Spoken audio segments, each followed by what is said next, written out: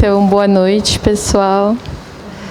Obrigada, Marcelo, pelo convite. Obrigada, Joana, Paloma. Foi muito gostoso ler esse livrinho para estar aqui hoje. Como o Marcelo não vai falar, eu vou tentar fazer uma pequenina apresentação sobre a obra A Paloma e a Jabuticaba e o que eu sei do contexto do livro. E aí qualquer coisa que faltar de muito importante, vocês complementam. Eu sou a Laura Del Rey, da Editora Incompleta, que é uma editora pequena. Acredito que eu esteja aqui muito por conta do trabalho que eu faço com a revista Punhado, que é uma revista que publica literatura latino-americana e caribenha de autoria feminina, autoria de mulheres. Então, acaba que eu leio muito o que é escrito aqui nos nossos arredores e gosto muito de contos, gosto muito de prosa curta, também ensaios que estão nessa fronteira aí, conto, ensaio literário. E acho que eu estou aqui um pouco por isso, porque a obra é de autoria argentina e me interesso muito pelas pesquisas da Paloma também. Acho que a gente está num universo aqui bem casadinho. Dizia que foi muito legal ler o livro. Eu li para estar aqui hoje, não era uma obra que eu já conhecesse, embora a Jabuticaba seja uma editora que conheço e aprecio, mas li para estar aqui e foi muito legal. Muito legal também para sair da minha zona de pesquisa para a editora e ler outras coisas, porque às vezes a gente só trabalha e pesquisa e edita e traduz as próprias obras e fica um pouco por fora de coisas tão deliciosas, assim, como foi mesmo ler o Bate um Coração. A Paloma é tradutora do livro, claro, e também Paloma Vidal, argentina, como o autor, escritora, e professora, e editora, e crítica, tem publicados romances, peças, livros de contos e de poesia. Como são muitas coisas, eu fiz uma colinha para não esquecer nada de mais relevante. O I. Acevedo, que é o autor argentino, ele não é de Buenos Aires, mas agora mora em Buenos Aires, que é de onde a Paloma é também, né? A Jabuticaba é uma editora aqui de São Paulo, mas que, se eu não estiver equivocada, tem suas raízes muito ali na Unicamp, né, em Campinas, São Paulo, Campinas. Estão aqui presentes o Marcelo e o Cesare. Uma editora que publica principalmente poesia, mas também contos, teatro, descobri hoje, gostei de saber, mas já são mais de 50 títulos, então a gente fica dizendo aqui que somos editoras pequenas, independentes, isso e aquilo, mas mais de 50 títulos já configura uma senhora editora. Parabéns para essa senhora editora, por esse trabalho inacreditável. Assim. São obras, me corrijam se eu estiver falando algo errado ou deixando de fora coisas muito relevantes, mas a Jabuticaba tem duas linhas, eu acho, principais, né? Trazer traduções muito bem feitas de clássicos e também dar bastante espaço para obras contemporâneas, que é onde eu acho que esse livro se encaixa bem, inclusive pelas características de gênero ali, fronteiriço, misturado, experimental, que ele traz. O livro foi originalmente publicado em 2019 e a edição da Jabuticaba é do fim de 2022, certo? Então, o tempo entre o original e a tradução foi até curtinho. E deixa eu ver se tinha mais algo que eu queria falar. Eu pensei numa dinâmica... Aliás, só por curiosidade, das pessoas que estão aqui, quem já leu o livro? Até que bastante gente, né? De toda forma, eu não acho que ele é um livro que falar sobre ele ou que ler trechos atrapalhe nada na experiência de uma leitura posterior. Então, eu acho que a forma como a gente imaginou a conversa vai funcionar para quem já leu e provavelmente vai ser atraente para estimular os novos leitores assim do livro. Então, pensei nisso, fazer uma pequena introdução, uma pergunta mais ampla sobre como tudo começou para a Paloma, e, a partir daí, a nossa dinâmica seria destacar alguns trechos de leitura, para vocês conhecerem um pouco da escrita do I. Acevedo, e, a partir desses trechos de leitura, pensar alguns dos temas que eu acho que são centrais na obra. Então, para começar, você quer se apresentar um pouquinho melhor? Não, acho que foi suficiente. Acho que tá... Não, acho que tá... Para minha apresentação tá de bom tamanho. Se vocês, eu posso ler também, assim, para não deixar nada muito de fora, um pouquinho mais sobre o I. Acevedo e a Paloma. I. Acevedo nasceu em Tandil, Argentina, no dia 9 de abril de 1983 e hoje vive em Buenos Aires. Eu vou pular as coisas que são tipo editora, ano, para não ficar aquela coisa assim, né? Mas é professor de literatura, editor independente, que é uma coisa muito curiosa, né? Eu percebo, inclusive, isso nas biografias das autoras da Punhado, como o pessoal, principalmente da Argentina, que escreve, muitas vezes também edita, né, de forma independente. É impressionante a recorrência de autoras, por exemplo, que a gente tem na Punhado, que, além de escritoras, são professoras e têm editoras independentes. A própria Giovana Rivero, do Terra Fresca, tem uma editora independente, pequenininha. Enfim, ele publicou livros de contos, romances e alguns ensaios. A Paloma, aqui ao nosso lado direito, como eu já falei, é de Buenos Aires, 1975, nascimento. Escritora e ensina teoria literária na Universidade Federal de São Paulo. Publicou romances, peças, livros de contos e de poesia. Aqui tem alguns nomes, né? Algum Lugar, Mar Azul, 3 peças, Dupla Exposição, Pré-História, La Banda Oriental. É um livro de crítica literária que é até que recente, né, 2019, que acho que talvez tenha um pouco a ver com a pesquisa que não sei se tem, né? Vamos descobrir, que te levou a descobrir esse livro e outros nessa temática, que se chama Estar Entre, Ensaios de Literaturas em Trânsito. É editora da revista Grumo e tradutora de autores e autoras latino-americanos, como Clarice Lispector, Adolfo Bioy Casares, Margot Glantz, Tamara Kamenzain, como é que é? Kamenzain, né? Kamenzain? Desculpa, Silviano Santiago e Silvia Molloy. Então, o que eu queria começar perguntando para a Paloma é que ela contasse para a gente como conheceu, porque hoje eu descobri que, na verdade, ela ter traduzido o livro não foi um convite direto da Jabuticaba, foi o contrário, né? Uma proposta sua para a editora. Eu gostei de ter sabido disso. Então, queria te perguntar como você conheceu o autor e esse livro em especial, por que escolhê-lo para traduzir e para propor para a Jabuticaba e não outras obras do autor. Como foi essa experiência com o programa de tradução, de apoio SUR, que muita gente não sei se sabe que existe, mas é um programa super importante, legal, que apoiou a tradução do livro. E te perguntar especificamente sobre como foi essa interação que é mencionada aqui no finzinho do livro, com o pessoal da universidade, para trabalhar na tradução dos textos do I. É engraçado falar os textos do I. A gente sempre precisa dizer I. Acevedo, porque senão parece um pouco engraçado, né? Então, a primeira pergunta seria essa, Paloma, que você contasse um pouquinho como foi a aproximação dessa obra e a experiência tradutológica, assim, desafios específicos que esses textos tenham te trazido.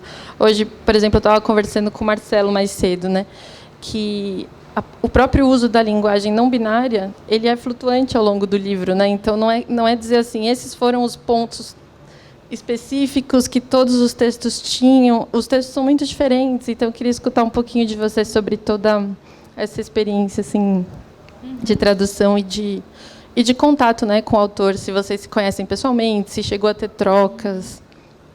Vou te contar, com muito prazer. Boa noite a todas, todos, todas.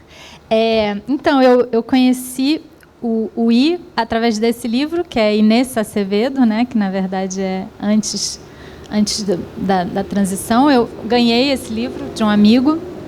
Eu estou com os 2 livros aqui. É interessante porque os 2 têm a foto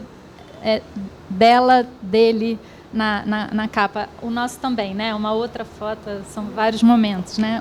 Essa edição argentina do Late un Corazón. Então, eu ganhei esse livro. Esse primeiro romance é um romance meio de formação, uma ideia genial. Eu gostei muito, assim, tem uma coisa muito de adolescência e de uma relação fortíssima com a escrita. Então, já tinha gostado de um jeito muito espontâneo de falar sobre essa relação, sempre com humor, sempre também trabalhando com um pouco essa coisa meio desajeitada, meio fora de lugar, né?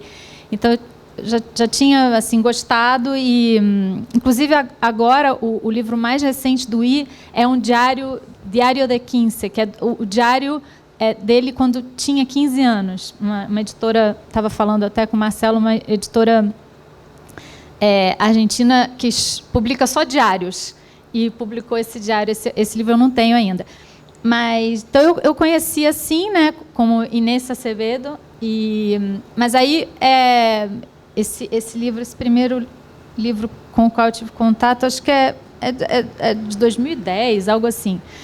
E aí, no início de 2020, um pouco antes do início da pandemia, eu tive em Buenos Aires, e aí tinha acabado de sair, no final de 2019, o Lá Tem um Coração. E eu essa editora Rosa Iceberg publica, é uma editora incrível, assim, que tem publicado mulheres, e tem sempre as fotos das autoras, né, e no caso do I tinha essa questão, isso que você falou do nome, né? O que ele fez com esse nome, né? Que é cortar uma parte, né? Que eu já achei interessante, assim, essa maneira, né, de se desconstruir. E eu comprei o livro pela foto, pelo I, pelo título, esse Lá Tem um Coração, que é umas coisas assim de emoção, e quando eu li, eu realmente fiquei encantada com esse aspecto muito performático. Então, um aspecto central do livro é que os contos foram lidos, quase todos eles têm escrito onde que eles foram lidos. Então, tem um lado assim de performance que está muito explicitado dentro do próprio texto, do processo da escrita. Os textos falam muito do processo de escrever e do fato de estar ali compartilhando esse texto em público. E aí você estava perguntando, isso tem me interessado muito, né? Ele fala muito sobre isso, sobre a escrita que sai do livro. Então, é uma coisa que, inclusive, ele fala assim, como no sentido mesmo de poder transitar entre o dentro e o fora do livro, e levar essa literatura para diferentes espaços. Então, é um livro muito relacionado a espaços de militância, espaços realmente de discussão e de discussão de ideias que tem a ver com questões de gênero, sobretudo, né? E muito dentro de um contexto argentino de aprovação da lei do aborto, mas também muito contexto anterior. O livro é muito traumatizado pela derrota da primeira vez, né, que se tentou passar a lei. Então eu fiquei muito fascinada com esse, claro que tem a ver com esse meu ir e vir, né? E esse contrabando de trazer as experiências que estão acontecendo na Argentina e em outra língua, em outra cultura para cá, e tentar ver como é que isso poderia ressoar, né, aqui para a gente. Então, eu fiquei com isso na cabeça, e a verdade é que esse livro ficou assim, quando eu gosto assim muito de um livro, eu ponho ele assim né? Acho que a gente ele faz fica isso, te olhando, né? Ele fica, em vez de colocar dentro assim, né? Ele fica na estante, mas assim exposto, né? E ele ficou, e todo mundo que ia lá em casa falava, não, esse livro é incrível, não sei o quê. E aí todo mundo que ia lá em casa até dia 8 de março, que no meu caso foi a última vez que alguém foi na minha casa, 8 de março, a não ser meu filho, que, bom, estava dentro de casa comigo. E aí, esse livro me acompanhou, e eu comecei a traduzir antes de ter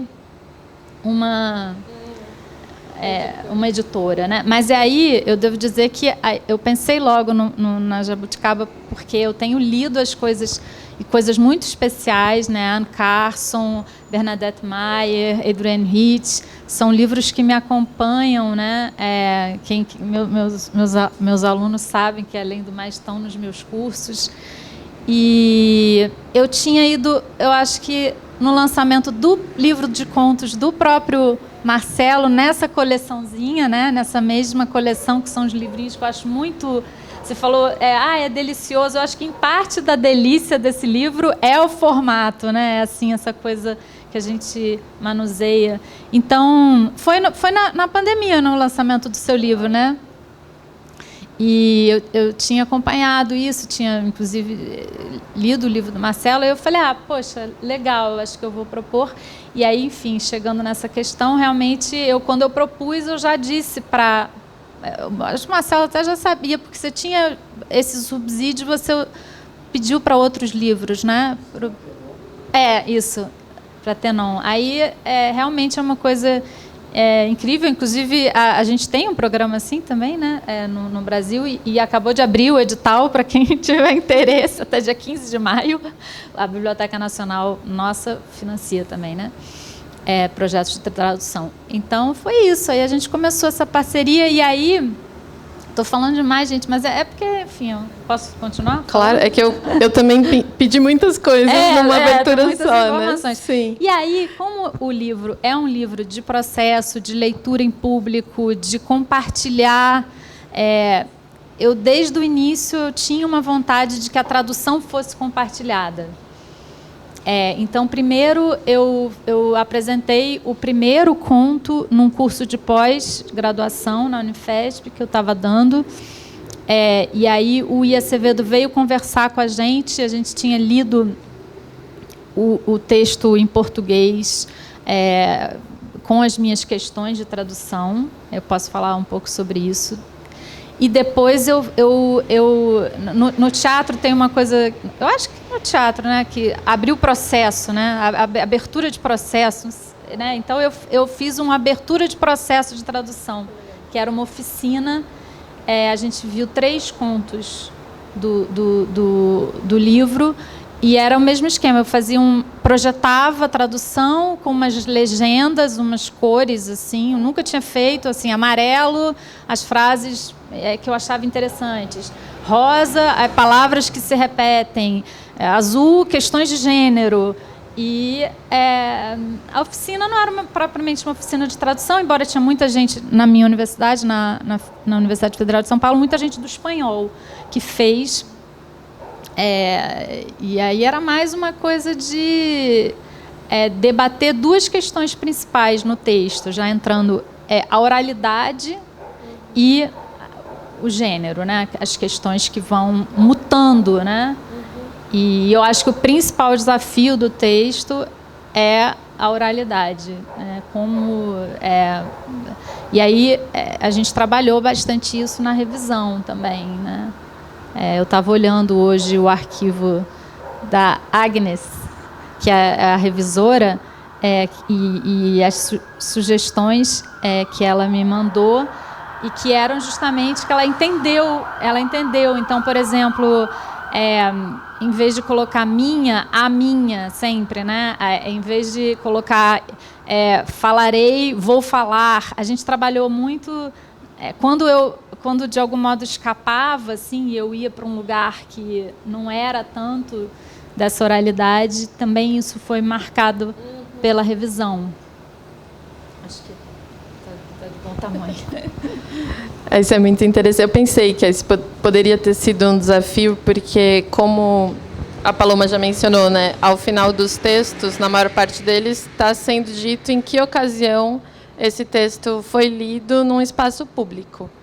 Então, dá para a gente imaginar algumas dessas leituras sendo até ensaiadas pelo I em voz alta, antes de chegar num lugar e se expor, né? É uma intimidade, muitas vezes, quase sempre, sem nenhuma vergonha, que é, inclusive, uma coisa que ele prega, defende e diz tentar muito, né? Não ter que ter essa vergonha. Tem até um trecho que eu acho que é um dos que eu separei para a gente ler, que comenta alguma coisa de Pô, eu vou na minha terapia e eu com a Maria, né? E fico chateada, assim, putz, eu sempre começo meus textos falando tanto de mim, mas não é que eu seja egocêntrico, é só que eu não tenho vergonha. E eu acho isso importante, poder falar dos meus sentimentos, porque, assim, tem outro trecho que ele fala, a gente precisa achar tão ruim assim que alguém vá no Facebook para falar do amor que tem pelos gatinhos. São sentimentos, eu quero poder amar, eu quero poder falar dos meus sentimentos. Então, assim, a oralidade é muito presente mesmo em todos aqui, mesmo os que a gente sabe que foram escritos como diário ou como carta, eles têm muito forte essa oralidade pela intenção de que seriam lidos em espaços públicos. Inclusive, tem alguns que foram escritos especialmente para leituras, né? Tem alguns momentos que o I comenta que, putz, eu precisava me colocar esse desafio de sempre ter um texto inédito para ler quando me chamam para uma fala, precisava, porque se não fosse isso eu talvez não escrevesse. Eu teria escrito se eu não tivesse me imposto, né, essa obrigação? Acho que não. Então, a coisa da performance que a Paloma estava comentando é muito marcada e isso traz a oralidade toda. A gente vê muito, os textos fluem muito, eles têm um ritmo muito especial, que acho que é parte dele ser tão gostoso de ler também, né? E aí a gente leu muito em voz alta, né? Eu acho que isso... E eu ia dizer que essa questão da performance, assim, tem um aspecto muito político disso, de achar que realmente a escrita não é para você simplesmente reproduzir, né, alguma coisa que você viveu, mas realmente você viver de uma outra maneira... porque você está escrevendo, né? Então e isso também no sentido de transformar o jeito que a gente vive, né? E todas os entraves e as travas, né? Então tem uma concepção de escrita assim muito de ação. Não é à toa que o livro ele tem também um livro de ensaios que esse eu não trouxe. Cujo centro é o Rodolfo Walsh, né, que é um escritor argentino, jornalista, militante, desaparecido pela ditadura. Então, acho que também é interessante isso, né, essa concepção muito da escrita como esse livro de ensaios se chama Algo se mueve, como algo que se move e que te move, sabe? É um ser muito literário, mas um literário nesse cruzamento, assim, muito interessante com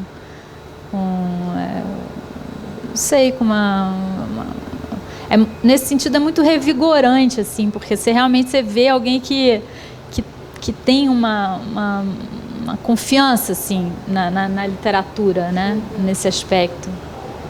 E que põe eu acho, né, que o processo, o fazer, na mesma importância do resultado, eu acho, né? Então, esse processo está sempre explicitado, dividido, detalhado. Tem momentos em que ele conta em pormenores a estratégia que está sendo usada para fazer um texto. Algumas que eu lembro, por exemplo, esse texto vai ser escrito no tempo desse engradado de 12 cervejas. Estou na primeira, estou na segunda, estou na terceira. Ou... tinha acabado de lembrar um e me esqueci. Mas ele faz várias... Não são exatamente molduras, mas assim, premissas que ele pega e vou seguir esse fio ou essa estratégia. Lembrei o exemplo outro que eu ia dar. Ele se dispõe para tentar falar sobre como foi um encontro com uma pessoa, escutar áudios que ele mesmo mandou para amigas e amigos e tentar fazer um combinado desses áudios para contar esse encontro. Sabendo que escutar esses áudios vai ser meio desafiador, meio constrangedor. Quem quer ficar se escutando, falando de uma coisa muito, né, às vezes, visceral, confusa? E explicita que é isso que ele está fazendo, ao ponto de que tem momentos em que tem essa mescla, que a gente entende que é um combinado de alguns desses áudios que foram enviados, mas aparece, de repente, um parênteses. Barulho de batata sendo descascada.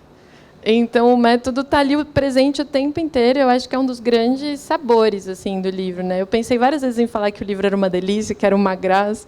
Aí eu pensei, será que essas palavras podem soar não pejorativas, mas assim... É engraçado que eu estava escrevendo, você falou delícia várias vezes, e hoje eu estava escrevendo uma orelha para um outro diário dessa editora que publicou o I agora, e aí eu mandei para um amigo e eu botei delicioso em espanhol, e aí a pessoa falou, em espanhol a gente não fala delicioso. Eu falei, poxa, mas como assim? É uma palavra deliciosa, eu tinha que poder falar, que existe, a palavra existe, mas eles não usam, é um desperdício. Eu estou quase deixando, mas o meu amigo vetou. Então eu adorei quando você falou delicioso, porque eu acho que é. Mesmo, e tem momentos, não é dizer que é um livro leve, tem muitas passagens em que ele fala muito sobre a própria depressão, sobre que eu queria, de repente, que aparecesse uma pessoa no meio de um roubo de uma joalheria e atirasse em mim e eu morresse. O negócio tem momentos muito pesados, mas a forma como ele divide a intimidade e explicita esse processo de escrita, o ritmo... Uma coisa que acho que ajuda a ver essas palavras, tipo delícia, sabor, para mim, pessoalmente, eu gosto muito desses textos que têm pitadas locais muito claras. Então, os nomes das ruas e avenidas de Buenos Aires, o nome de uma amiga dele, a Paula. A Paula aparece a primeira vez e ela é a Paula. E a gente sabe que aquilo não é exatamente uma ficção, embora ele mesmo chame vários dos textos de conto, que tem a ver com a próxima pergunta que eu quero fazer, mas... Depois a gente já sabe quem é a Paula e a gente já entendeu que ele está falando da cúmbia e pensando na cúmbia como um ritmo que tem a ver com a literatura. Então, esses sabores, eu acho, de Buenos Aires, né, da Argentina, trazem uma coisa de frescor junto com essa pulsão de vida que ele tem mesmo e de muita crença na literatura, junto com alguns episódios, ou em paralelo, ou atravessado por episódios de depressão muito severos, né? O que eu queria te perguntar, talvez lendo o trecho antes e perguntando depois, ou não, vou introduzir, leio e te passo a palavra. Sobre o gênero do livro mesmo, não para querer colocar em prateleirinhas muito encaixadas e fechar as coisas e ser chatinha, mas porque eu acho que pensar sobre conto, esses tipos de ensaio que são mais literários, essa escrita que já é pensada para uma performance, diários, cartas, a mistura de tudo isso nesse livro, eu tenho a impressão, e o Marcelo também falou isso hoje, quando a gente estava conversando sobre o livro, que é uma coisa bem argentina, né? E aí eu queria perguntar, porque eu acho que pode ser interessante para todo mundo, mas também como interesse pessoal, porque... Na Apunhado acaba que eu pesquiso muito menos a Argentina, o México e o Chile do que os outros países, porque são países que já têm uma saúde editorial mais robusta, por assim dizer, e eu fico tentando um pouco ir numas frestinhas, assim. Então, eu não sei, engraçadamente, não sei muito sobre a literatura argentina, mesmo pesquisando América Latina. E é maravilhosa e muito potente, né? E eu tenho a impressão que essa característica, essas performances que estão muito no lugar da militância, esses espaços de transfeminismo, são coisas muito fortes, vivas, na Argentina. Então, eu vou ler alguns trechinhos, mas com essa ideia de que você comente se tem a ver, se você vê como uma coisa não específica, mas forte na Argentina, e também essa característica transgênero da própria escrita desse livro. Assim, eu tinha feito o triplo de marcações, e várias cores coincidiram com as que você falou na oficina de tradução. Achei muito engraçado. Vou tentar selecionar, porque dá vontade de ler o livro todo. O texto que está na quarta capa e que abre o livro, eu acho que já dá muito não é a chave de leitura, mas está ali o recado, né? Está bem contundente. Ele diz... Acho que eu vou ler... O daqui, que é um pouquinho mais longo. O primeiro texto são 9 textos, aliás, esqueci de comentar, 9 textos curtos. O primeiro se chama Bate um Coração, que é o mesmo nome do livro, e o texto começa. Intitulando assim este conto, fecho com urgência um ciclo cheio de urgências. É um novo caminho que se abre, cheio de urgências também. Tenho muitas coisas para contar e preciso contá-las aqui e agora. Conseguirei isso, como sempre, misturando tudo com tudo. E, sem ocultar o meu modo, direi, desde o início, a substância que compõe essa narrativa. Revisar o porquê e o para quem da minha escrita. Romper com uma tradição literária reivindicar o meu direito de amar. Vou ler mais uns 2 que eu escolhi nesse tema dele explicitando os próprios métodos e já te passo a palavra, Paloma.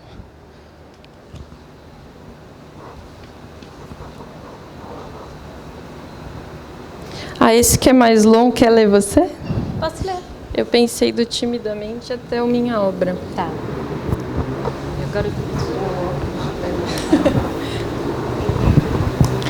Timidamente, faz algum tempo, venho detalhando como escrevo as minhas histórias, alinhavando tudo com tudo, tentando enaltecer a lógica, quando sei que a lógica não tem sentido na vida, lutando para que os sentimentos emerjam. Hoje, fecho um ciclo de 20 anos de escrita, 20 anos nos quais a escrita me ajudou a sobreviver em todos os sentidos possíveis, inclusive monetários, pois os primeiros 8 pesos que ganhei na minha vida, aos 14 anos, foram produto de um texto. Hoje, quero deixar uma coisa bem clara. A primeira pessoa do singular, eu, é uma modalidade desta época. Não é um capricho egocêntrico. E, longe de ser um gesto individual, é uma necessidade coletiva. A de nos nomearmos, a de estender nossa voz para outros e para o futuro, a de derrubar a opressão.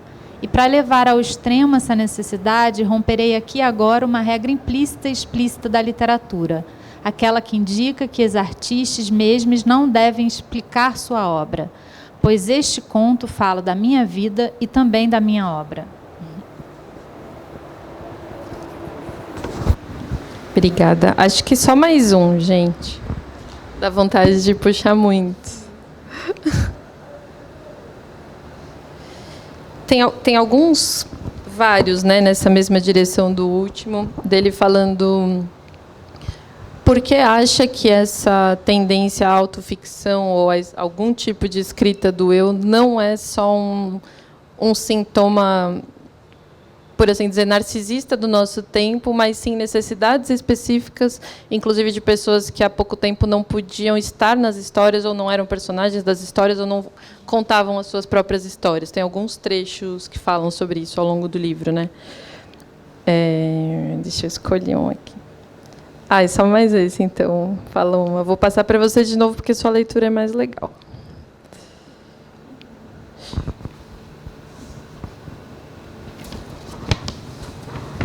Eu pensei do eu falei até o fim dos tempos.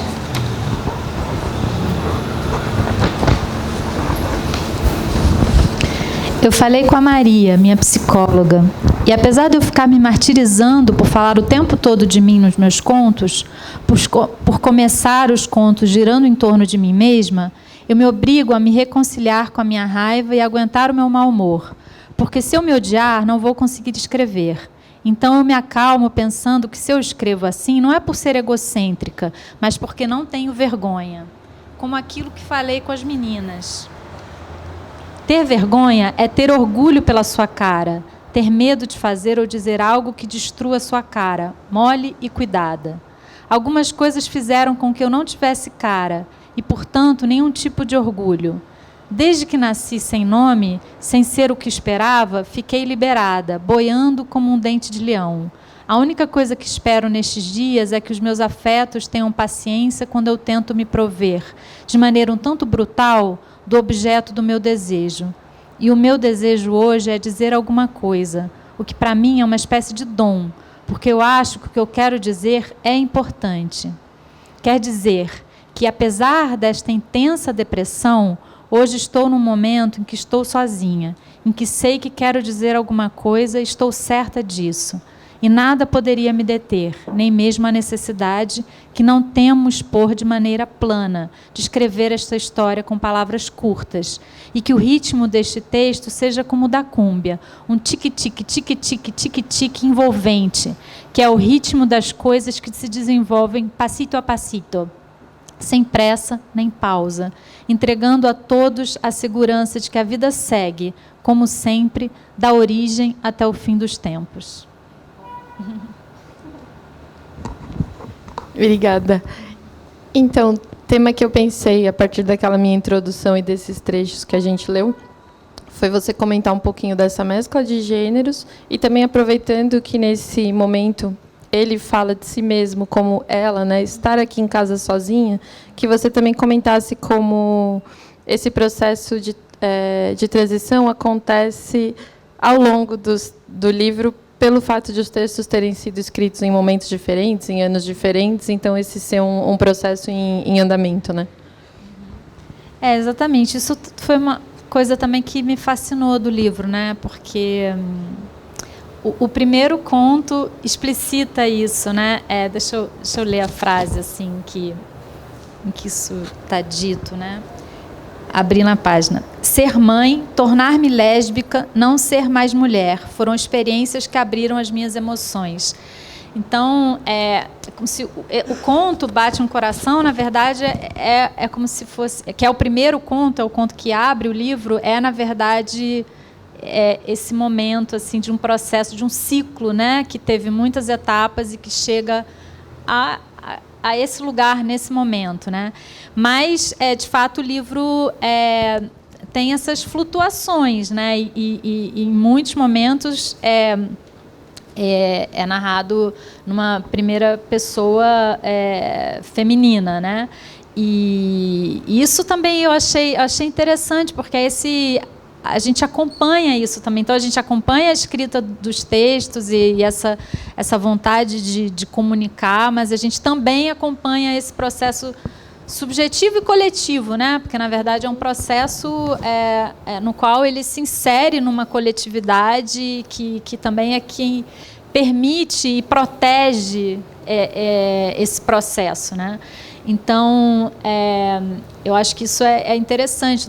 É interessante que o livro possa, não de uma maneira assim programática, porque é isso, ele foi escrevendo os textos e depois organizou o livro, mas, no final das contas, o livro permite que a gente acompanhe esse desenvolvimento de algo que, como ele diz em vários momentos, quando eu já ouvi, né, ele próprio falando, contando, né, é complexo, né, ele fala sempre, ele usa essa palavra, é complexo, porque é complexo e o livro tem uma complexidade assim, que aí eu acho que já conecta um pouco com a ideia dessa complexidade ensaística, no sentido realmente que é um livro de alguém que pensa muito sobre as questões literárias e teóricas em torno da literatura, né, do que é escrever, do que inclusive tem leituras, né, leituras de várias pessoas que estão pensando essas questões também na literatura argentina, né? Então, eu acho que ele tem essa vontade de dialogar com outras pessoas que estão pensando as questões de identidade, do autobiográfico, de como falar a partir da primeira pessoa, da importância, né? Porque também tem a reação a isso, né? Uma coisa de não... tem primeira pessoa demais, né? Então, dentro do debate, que é um debate... no final das contas, da literatura contemporânea em geral, né? Mas que na Argentina, de fato, tem uma força grande, assim, esse debate, e eu acho que ele entende, como muitos outros autores e autoras argentinas entenderam, que o conto é um lugar especial para fazer isso, né? O conto tem essa condensação, então o I fala isso. O conto, ele conta uma coisa, né? Então, por mais que eu derive, que eu desvie, que eu vá para lá, vá para cá, ensaie, eu estou contando uma coisa, né? E eu vou levar o meu leitor, né, com essa direção.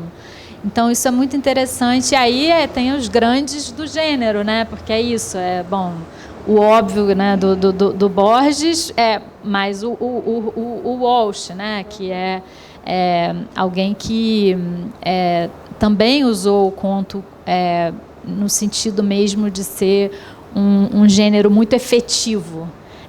Então, é engraçado porque a gente fica muito fascinada pela hibridez dos textos, mas, ao mesmo tempo, ele quer muito defender que são contos, né? Inclusive, a gente poderia pensar, como acho que é fácil pensar que é um livro meio quase que um romance, assim, no sentido de que as histórias vão se cruzando. Como você falou, as personagens reaparecem, né? Então, daria para pensar assim como algo que vai até num limite do gênero conto. Mas ele defende, e eu acho que isso é bacana também, assim, porque no nosso contexto, né, o conto é sempre um pouco, né, um gênero assim que fica ali como, não sei, não tão atraente, né, pela diversidade, né? Sempre tem uma coisa assim, no livro de contos sempre tem uns melhores, outros piores, sempre tem umas coisas assim, né,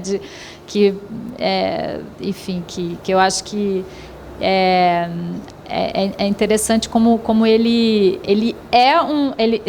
tem romance também, mas ele é um contista. E, inclusive, uma coisa muito interessante é que ele reuniu todos os contos, porque esse não é o único livro de contos dele. Tem um livro que ele diz, inclusive, que é o favorito dele, que se chama Ha, Ha, Ha, que tem um título ótimo, né? E ele reuniu... E aí é esse outro gesto também. Ele reuniu o livro tem o título Documentos de Verdade. E ele reuniu todos os contos e é livre acesso. É um PDF de livre acesso. Recentemente ele liberou. Né? Então também tem, né, isso assim, de um pouco dessa... de poder também entender... algo que também é uma coisa que, sei lá, o César Aira, por exemplo, né, que vai e publica numa editora maior, mas aí publica numa editora cartoneira, e aí, enfim, os textos têm uma circulação muito variada, né, que eu acho que isso também é algo do contexto argentino interessante. Você falou, né, das editoras independentes, então tem... Enfim, sei lá quantas, né? A gente está um pouco também nesse contexto agora, mas é mais recente, eu acho, um pouco, né? Então é isso. O livro tem ele é uma experimentação com o gênero do conto muito radical, eu acho, porque de fato a gente consegue dizer, né, em cada conto o que é que... Então tem sempre, em geral, um apaixonamento. Isso é uma das coisas que eu mais gostei também. Uma frase que eu adoro do livro que tem a ver com poder se apaixonar uma segunda vez, né? Essa parte essa coisa de... não sei porque porque eu estava me apaixonando. Tem várias questões autobiográficas de porque que esse livro também, para mim, né, foi uma coisa assim de... eu quero. Então é um livro sobre o amor o tempo inteiro. E aí, então você consegue também as histórias, cada uma conta, né? Ou uma frustração amorosa. Em geral, é sempre uma busca, né? Uma busca de um não, por um não, né? Eu tenho a impressão de que a gente, no Brasil, né, é muito mais acostumado a olhar para essa escrita errática como ensaio, né? E procurar nos contos mais substância, por assim dizer. E a escrita do ela é muito... Hoje, na hora do almoço, estava tentando falar sobre o livro lá em casa, e eu falei, ele tem uma mente verborrágica, uma mente muito verborrágica, e isso está nos textos, assim, eles são agitados, e essa agitação se mantém, mesmo a gente sabendo que eles são editados.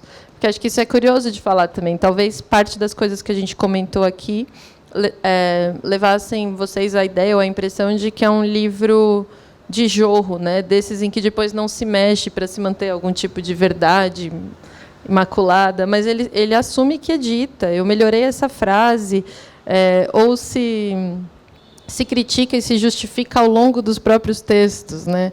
Agora eu estou com esse problema porque eu comecei falando porque eu tinha uma coisa muito importante para dizer, mas eu não estou conseguindo chegar em nada, né? E assume a dificuldade da própria escrita, né? Você falou que ele é um livro de amor, e ele é mesmo, que é uma das coisas que eu acho que faz a gente fazer esse ombrinho assim, de ternura quando a gente fala dele, porque ele é um livro muito bonito mesmo, para falar das relações, do apaixonamento, e essa coisa que é muito forte no livro de ter conseguido se apaixonar pela segunda vez. Eu acho que é um dos momentos mais bonitos, assim. Estou falando isso sem receio de ser spoiler, porque não atrapalha mesmo. Mas o livro é muito bonito, e a questão do amor mesmo era o próximo ponto que eu ia trazer para a gente ler alguns trechos. Então, acho que a gente pode seguir por aí. Se vocês também, editores, ou Paloma, acharem que algum trecho do qual vocês se lembram fala melhor sobre alguma das coisas que a gente está trazendo aqui, por favor.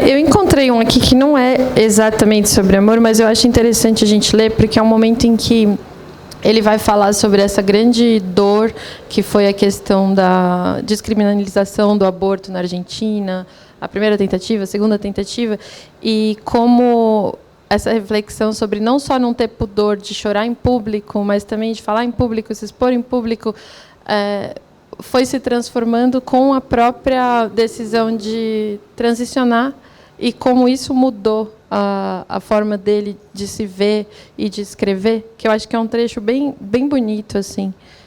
Você lê? Pensei, não é até o ciclo de solidão.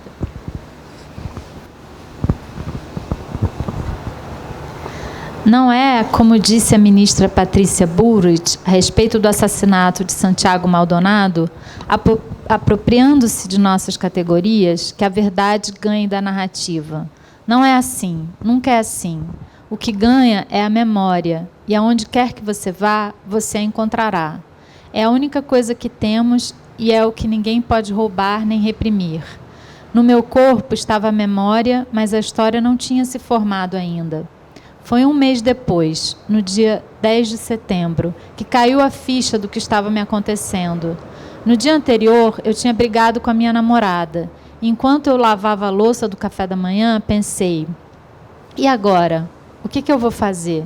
E respondi, agora vou transicionar.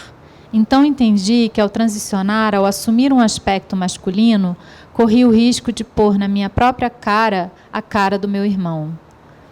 Entender isso fez com que a história do abuso assumisse, por fim, o lugar que cabia a ela na minha vida. Ela não era mais o fato fundante que me constituía como vítima do patriarcado. Era uma violência que estivera impedindo o encontro com a minha identidade, mas não mais. Colocar a narrativa da violência numa cadeia de sentido que se abra ao futuro e que seja possível de reproduzir.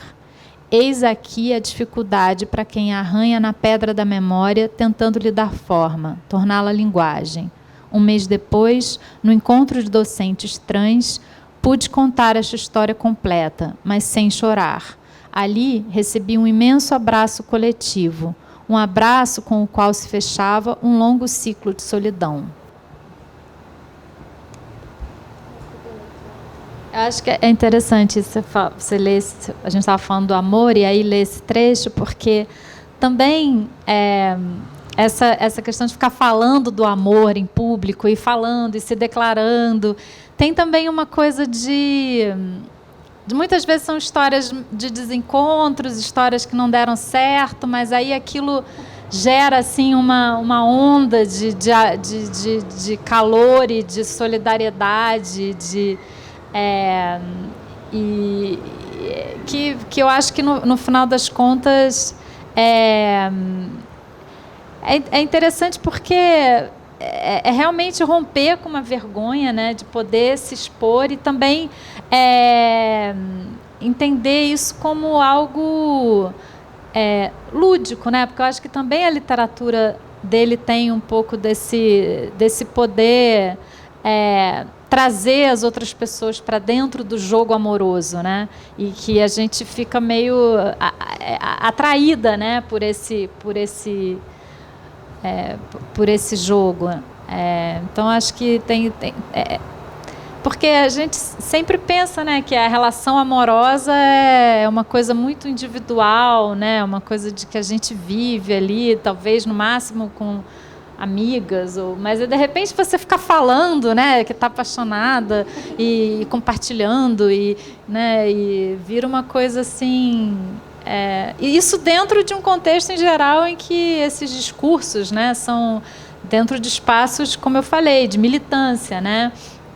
Então também é um cruzamento meio perturbador, né, de você nesse espaço político que as pessoas estão debatendo ideias e de repente entra, tá bom, tudo bem, enquanto está rolando tudo isso eu também estou apaixonada pela fulana ou apaixonado pela fulana ou pelo fulano, e então é disruptivo, né?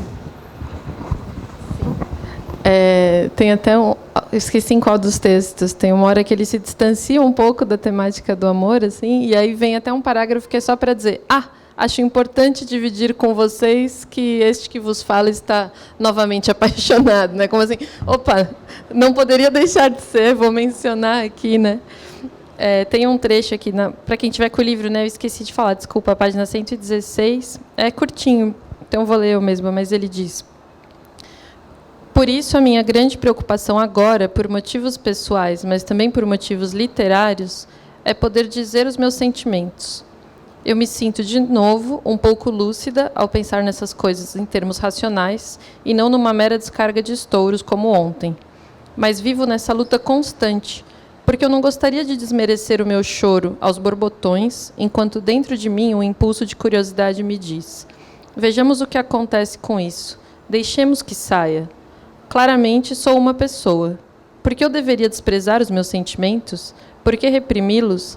Tão perigoso, tão irritante e terrível é sofrer por um amor não correspondido? Pois sim.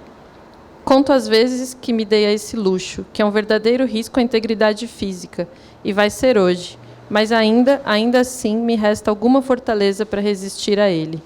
E outra parte de mim me diz: explore. Deixe ser o que estão te pedindo, só algumas lágrimas. E não, não e não. No fundo, eu continuo me negando. Eu lembrei também de alguns momentos, né, em que ele comenta essa coisa de falar em público, de se expor e de virar referência, eu acho, de um tipo de tema ou de performance. Chega a aparecer até quase como um estigma, né, ou peso. Assim. Ele comenta, por exemplo: pensei em ler esse texto, mas talvez seja depressivo demais e as pessoas estão esperando de mim histórias de amor doído ou um certo humor, como se ele já... as pessoas estão tão habituadas que, numa eventual leitura, ele vá trazer o amor, que, quando quer falar de outra coisa, também até acha estranho, né? Deixa eu ver se tem outros trechos amorosos. Tem muito, né? Mas quais que eu separei?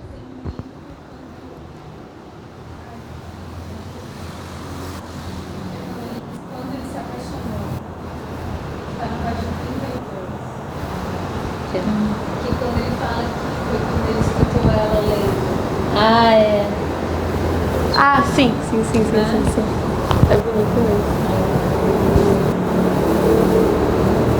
Ele começa no 31 falando, mas depois tem esse parágrafo.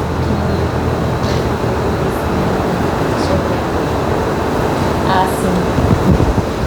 Mas o que teve que acontecer para eu me apaixonar definitivamente foi escutar você lendo seus diários nessa noite na oficina. E depois ler sozinho os seus poemas, e ao fazer isso, recordar o seu rosto. E no seu rosto o sol, o seu corpo jogando futebol no pó do verão. Depois somente uma ansiedade atormentada, querer te ver outra vez e um desespero total por te conhecer.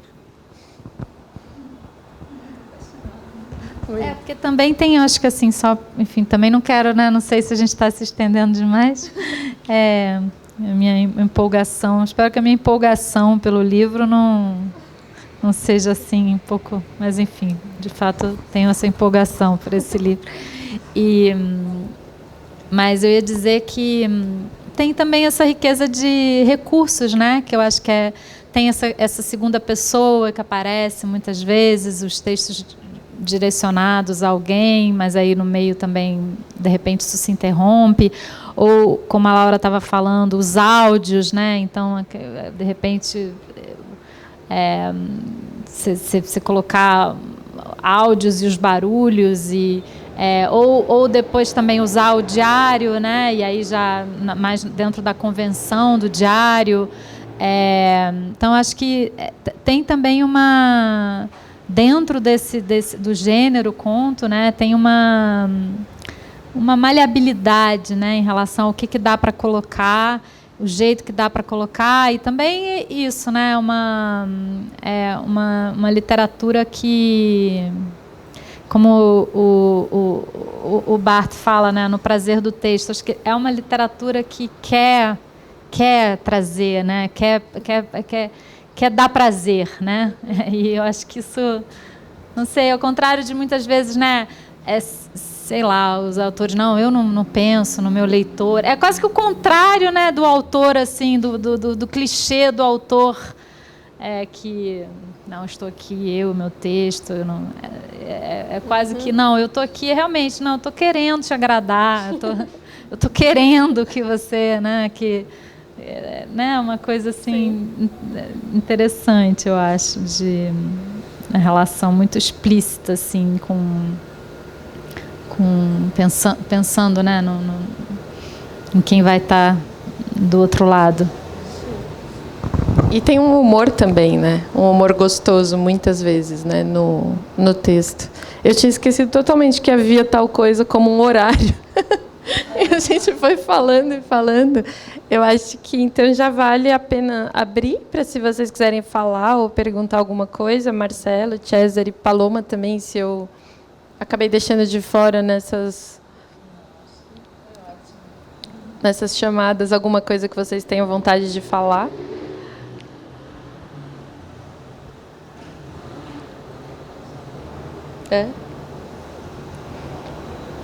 Quer ler um trechinho para encerrar? Quer escolher? Deixa eu ver. Você fez umas marcações tão incríveis.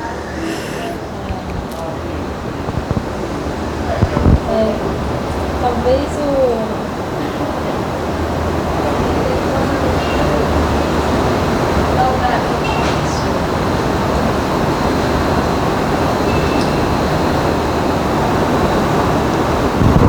Canta a palomagem, então, gente, para não estender mais ainda que eu me perdi. Obrigada pela presença, pelo convite, por tudo. E aí a gente termina na voz dela e no texto do I, que fica mais bonito, né?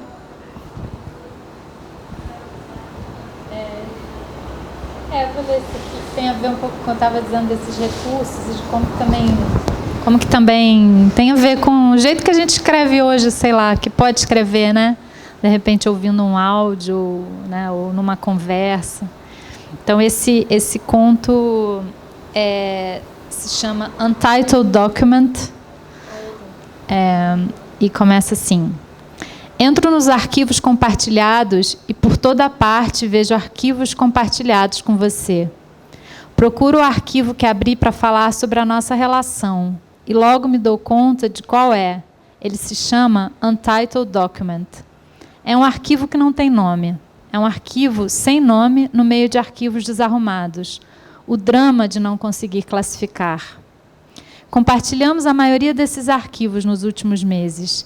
Eles tratam do nosso projeto em comum e têm títulos de todo tipo. Títulos ambiciosos como Programa da Oficina de Leituras Feministas.